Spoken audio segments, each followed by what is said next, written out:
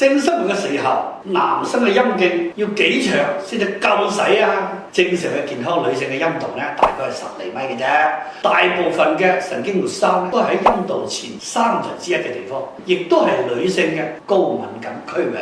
而男人嘅陰莖勃起咗之後咧，通常都係7到10厘米，一般啦，足夠噶啦。但係如果你想要更加高質量嘅性生活咧，硬度、持久度先至係更重要嘅。